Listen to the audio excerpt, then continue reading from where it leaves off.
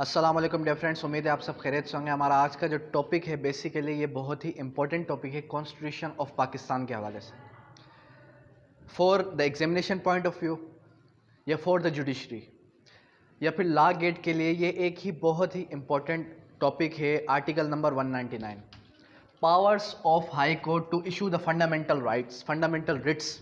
अब fundamental writs क्या है? बेसिकली हमारे पास 5 किस्म की फंडामेंटल रिट्स हैं। अब इसके ऊपर इन 5 किस्म की फंडामेंटल रिट्स के ऊपर मेरा डिटेल्ड लेक्चर मौजूद है, लेकिन आज का जो हमारा टॉपिक है वो लिटरली हमें जो है डिटेल के अंदर हमें ये चीज़ समझनी है कि आर्टिकल 199 कहता क्या है।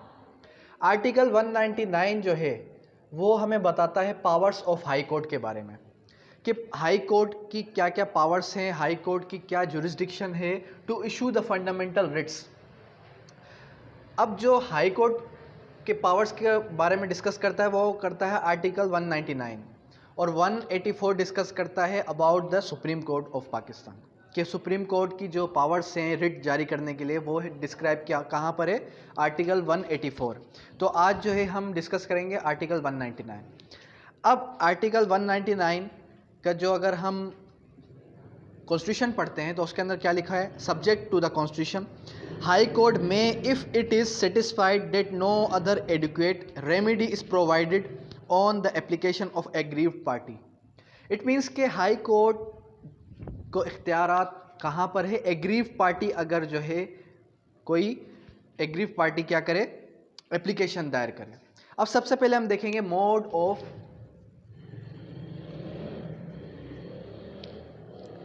ओरिजिनेशन। अब मोड ऑफ ओरिजिनेशन हमें क्या बताती है? मोड ऑफ ओरिजिनेशन मेन चीज़ है इसकी। मोड ऑफ ओरिजिनेशन क्या है? वो है ओनली अपॉन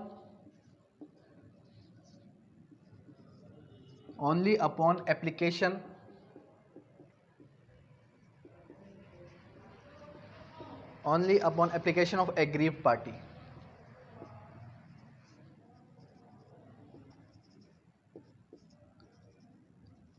इट मीन्स कि एग्रीव्ड पार्टी ही अगर चाहे तो रिट जारी करवा सकती है हाई कोर्ट से।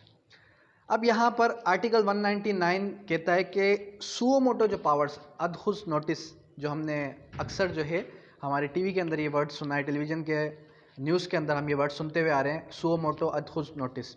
तो अदखुस नोटिस जो है वो आर्टिकल 199 डिस्क्राइब नहीं करता। इट मीन्स के हाई कोर्ट के पास सुओ मोटो के पावर्स नहीं है। अब यहाँ पर कंडीशन क्या है? यहाँ पर जो कंडीशन है वो है where there is no alternate remedy.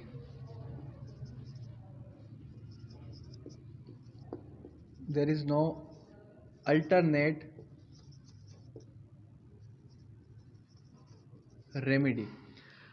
अब यहाँ पर एक क्वेश्चन अराइज ये होता है कि जहाँ पर अल्टरनेट रेमेडी ना हो तो वहाँ पर हम जो है रिट के लिए एप्लीकेशन दे सकते हैं हाई कोर्ट को।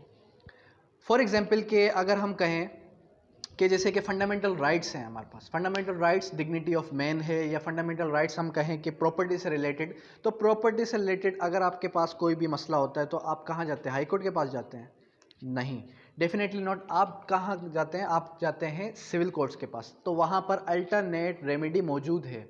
तो जहाँ पर अल्टरनेट रेमेडी मौजूद नहीं होगी, कंडीशन इसकी मेन कंडीशन क्या है कि जहाँ पर अल्टरनेट रेमेडी मौजूद ना हो तो फिर वहाँ पर हम जो है इन 5 कॉन्स्टिट्यूशनल रिट्स के लिए एप्लीकेशन देते हैं डायरेक्ट हाई कोर्ट को।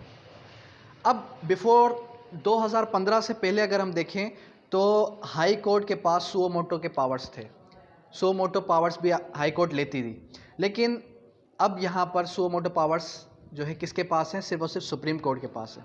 सुओ मोटो पावर्स कहाँ डिस्क्राइब है? सुओ मोटो पावर्स के बारे में अगर हम पढ़ेंगे सुप्रीम कोर्ट के बारे में, सुप्रीम कोर्ट के बारे में डिस्क्राइब कहाँ पर है? वो है आर्टिकल नंबर 184। तो आर्टिकल नंबर 184 अगर हम पढ़ते हैं जुरिस्डिक्शन ऑफ सुप्रीम कोर्ट के बारे में, तो उसके अंदर जो है वो सुओ मोटो पावर्स भी हैं, और इसके अलावा जो है पिटीशन ऑफ एग्रीव्ड पार्टी। अब यहाँ पर एक चीज़ और हम देख लें कि 184 जो है आर्टिकल, आर्टिकल 184 सुप्रीम कोर्ट के बारे में बताता है। अब सुप्रीम कोर्ट के बारे में ये बताता है कि supreme court suo motu powers भी ले सकती है, मींस अदखुद नोटिस, और दूसरा ये कि एग्रीव पार्टी जो है वो हमारे पास पिटीशन अगर दाखिल करे, पिटीशन बाय एग्रीव पार्टी,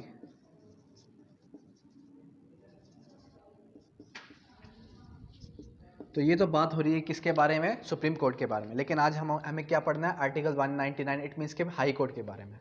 तो यहाँ तक ये चीज़ क्लियर हुई। अब कोई इदारा अगर अपना काम ना करे जहाँ पर अल्टरनेट रेमेडी ना हो, इट मीन्स के अल्टरनेट रेमेडी क्या है कि अल्टरनेट रेमेडी फॉर एग्जांपल के कोई भी ऐसा कानून है या फिर कोई भी ऐसा अमल है जिसके लिए अल्टरनेट रेमेडी मौजूद ही नहीं है, तो वहाँ पर हम जो है कॉन्स्टिट्यूशनल रिट फाइल करेंगे। या फिर कोई भी ऐसा इदारा है जो अपना काम सही तरीके से नहीं कर रहा है, तो उसको डायरेक्शन देने के लिए कोर्ट जो है वो कॉन्स्टिट्यूशनल रिट जारी करती है।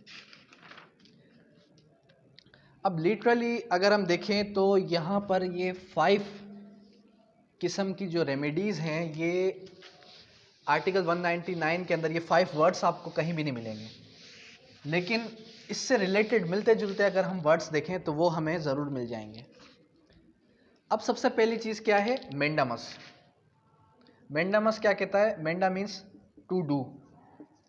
मेंडामस वर्ड कहाँ से निकला है, टू डू, करने से, टू डू लॉफुल एक्ट।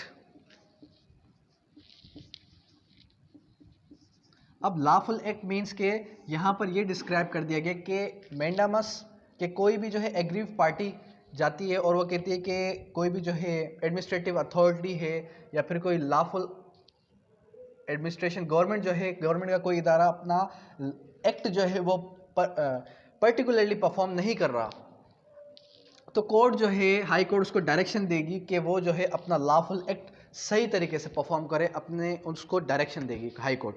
उसके बाद है प्रोहिबिशन। प्रोहिबिशन क्या है, जो ये वर्ड प्रोहिबिशन है, ये वर्ड निकला है नॉट टू डू।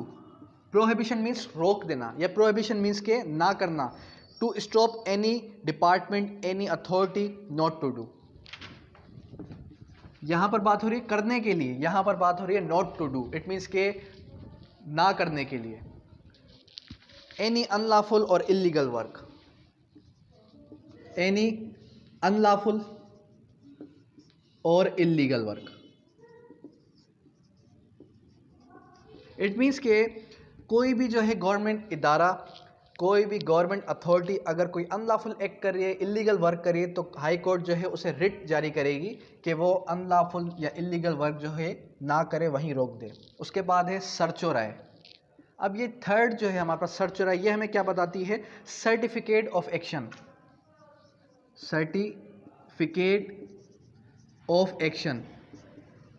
अब ये सर्टिफिकेट ऑफ एक्शन क्या है, सर्टिफिकेट ऑफ एक्शन मीन्स के कोई भी इदारा है वो जो है अपना काम अल्ट्रा वायर्स, इट मीन्स के बियॉन्ड हिज पावर्स जाकर करती है, तो हाई कोर्ट उससे सर्टिफिकेट मांगती है कि भाई आप अपना सर्टिफिकेट लाके दिखाएं कि आपके पास आया ये अथॉरिटी है काम करने के लिए या फिर नहीं। अगर आपके पास अथॉरिटी है तो आप किस सर्टिफिकेट की बुनियाद पर, या आपके पास कौन सी ऐसी अथॉरिटी है जो आप उसके बेसिस पर ये वर्क कर रहे हैं। तो सिंपली अगर हम कहें सर्टिफिकेट ऑफ एक्शन, कि जो एक्शन हो रहा है उसके लिए सर्टिफिकेट मंगवाना। उसके बाद फोर्थ, अक्सर जो है हम ये रिट फाइल करते हैं हैबीस कॉर्पस की। हैबीस कॉर्पस क्या है, having his body, having his body, या फिर हम कहें कि इलीगल डिटेंशन।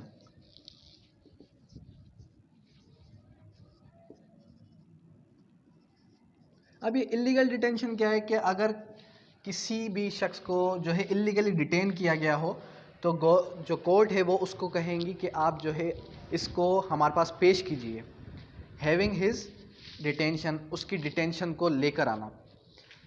उसके बाद एक को वारंटो। अब ये जो लास्ट है हमारे पास को वारंटो मीन्स के जो ये रिट है, under what authority you are holding this office, under what authority you are holding this office.